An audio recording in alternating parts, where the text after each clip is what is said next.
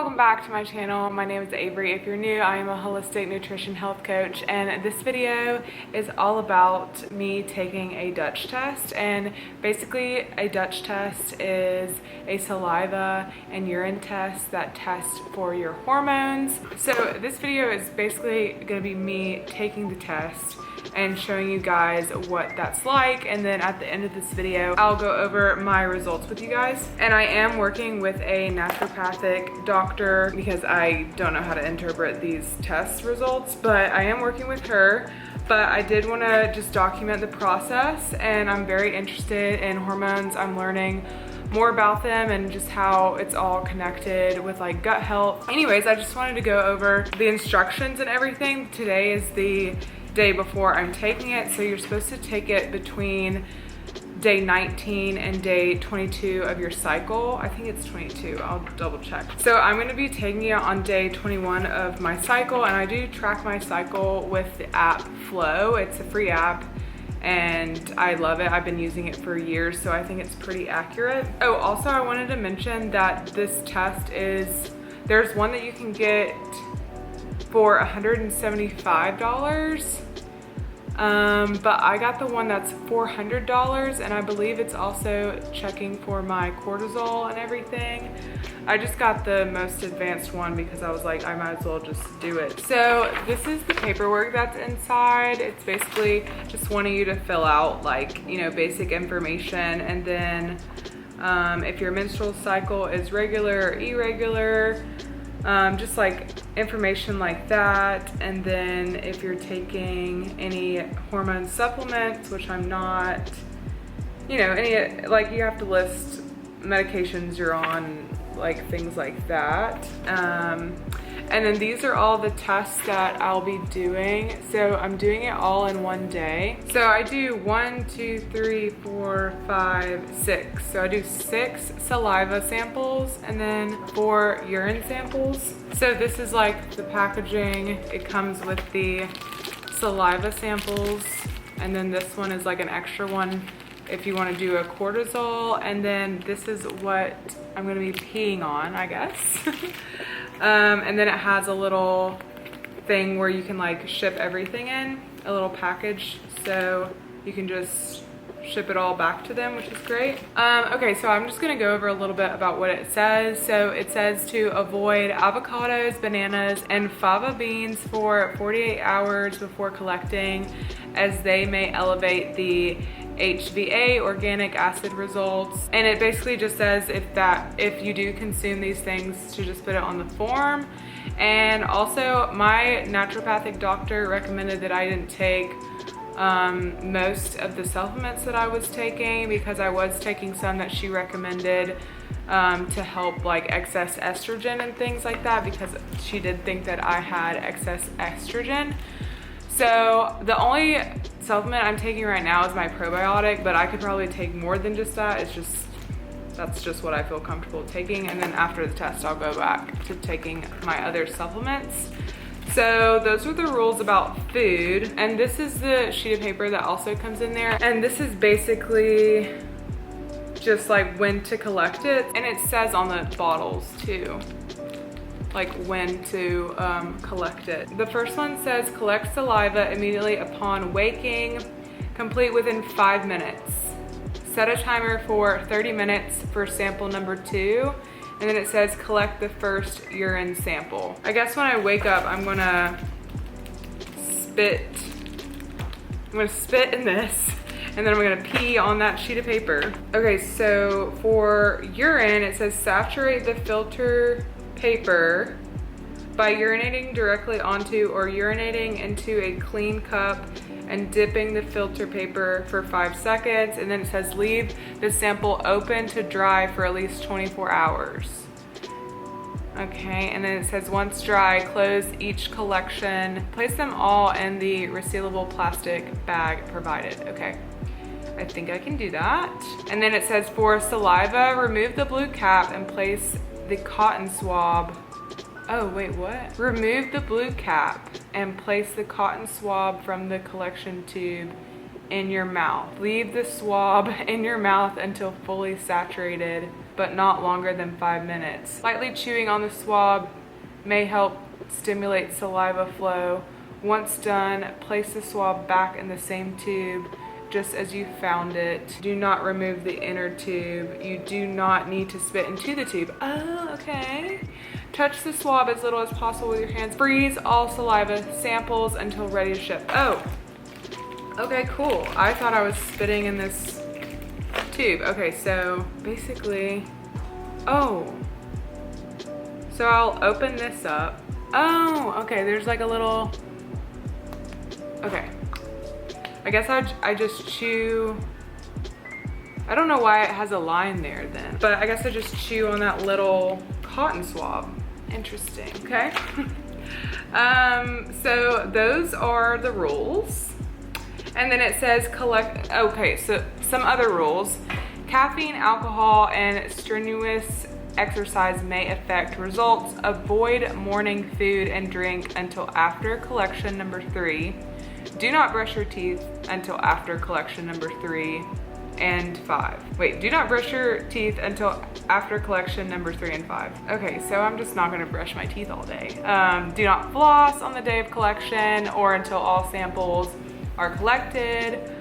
Okay, and then it also says limit the amount of fluid intake the night before and the day of the test. Limit total fluid intake to 32 to 64 ounces on the day of testing. Okay. So I wake up, I immediately collect the saliva, and then I pee. And then 30 minutes later, I will collect some more saliva. Okay, so, sorry, we're learning together. I wake up, I do the saliva test, I pee. 30 minutes later, I do another saliva test. And then 60 minutes after my initial wake up, I'll do another saliva test. So that's like 3 saliva tests in an hour, basically. And then 2 to 3 hours after waking, I'll do another urine test. Before your evening meal and at bedtime, I'll collect saliva and I'll also collect urine. It says rinse your mouth with water 10 minutes prior to collecting saliva before your evening meal and bedtime. Collect both urine and saliva between 4 to 5 p.m. parentheses before your evening meal and at bedtime, but no later than midnight. Okay, so I guess I'm gonna eat early. And then there's an extra saliva test, which is a cortisol test that I have to do at noon. Okay, oh my gosh, this is a lot. I'm gonna have to read this again tomorrow, but anyways, I just wanted to give a quick rundown, even though this wasn't quick, but I just wanted to give you a rundown on all the rules for the Dutch test, because honestly, I was looking online to see if anyone else recorded them doing the Dutch test, and I really couldn't find anything. So this is why I'm creating it for you guys. So I will see you in the morning when I'm collecting my first saliva test and urine test. I won't be showing you the urine part because that's a little gross, but all right, I'll see you in the morning. Good morning. Today is the day of the test, and so first thing this morning, I am getting the test ready and putting this little cotton swab, or whatever you want to call it, I'm putting it in my mouth, and I'm trying not to touch it with my hands or anything, and I'm biting down a little bit to let it soak up more of the saliva, and then I'm putting it back without touching it, and it's really that simple. I definitely made sure to read all of the directions again because it's kind of a lot, and so I'm repeating this step every couple hours whenever it says to do so on the test. And there's also a label that you need to fill out each time, so remember to do that. And also the pen that I use kind of rubs off, so make sure that you use a Sharpie or something like that. I wanted to make a note of that because after I put it in the freezer, it did kind of rub off very easily. And then finally, I'm able to brush my teeth and eat and drink normally. Hello, I'm doing a little evening check-in. I was gonna say midday, but it's not midday, it's almost 5. Basically, I'm collecting my spit in this, as I've already discussed. But this one, for some reason, they said to rinse your mouth with water 10 minutes prior to collecting the saliva. So that's what I did 10 minutes ago. And so, yeah, this is This is my second to last one. The last one I'll be doing is before bedtime. I don't know if I'm gonna film. I don't think I've been filming all of them.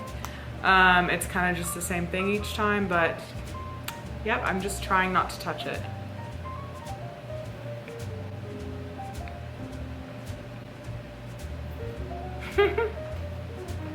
Hello, I am checking in a few months later. I think I did that test in July and it's October. So yeah, I'm just now finishing up the video, but yeah, I sent it in. I did want to note that you do kind of want to send it in rather quickly, because when you're letting your pee samples like lay out to dry for 24 hours, you would need to put them in the freezer if you're not sending it immediately. I would just send it as soon as you can, basically. So I just wanted to say that. And then I did get my results back. I went over it with my naturopathic doctor.